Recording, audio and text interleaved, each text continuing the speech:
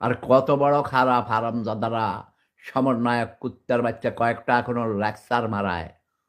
ছোরের মতো চেহারা, বুঝছো? এটা আবার কপালের মধ্যে দাগ আছে দেখছি। হাসনাত আব্দুল্লাহ একটা আছে।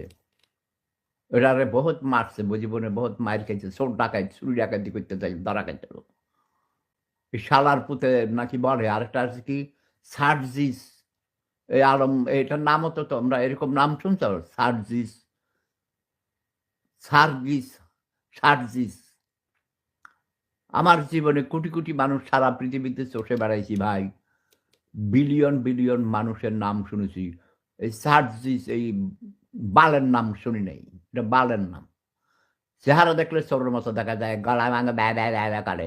এটারে ধইরা তোমরা লাইটটা চলে দাঁত থাবড়াইতে থাবড়াইতে ওটা দাঁত ফালাই দিবা, ওকে? জঘন্য ক্রিমিনাল, মৃত্যুক জগৎ। আগে ছাত্রলীগ করতো, এখন টেরোরিস্ট হয়েছে। টেরোরিস্ট, ইসলামের নামে, ধর্মের নামে টেরোরিজম করে, টেরোরিস্ট। মাহফুজ আলম, এই নোয়াখাইডা খাটার ছোট লোক, জাতির পিতার ছবি নামাইছে হারামজাদা।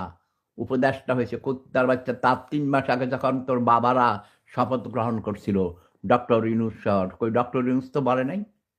ইউনুস নিজে করে না, অন্যদেরকে দিয়ে করায়। চোরের থান নাই, তা আসল চোর, বুঝছ? ডক্টর ইউনুস সাহেব বেশি বেড়ে গেছেন আপনি, তাই না?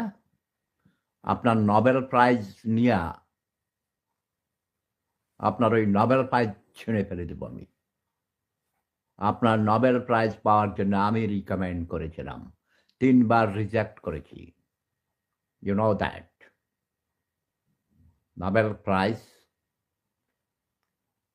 একেবারে ঢুকাই দেবো জায়গা মতো, ঠিক আছে? Get lost.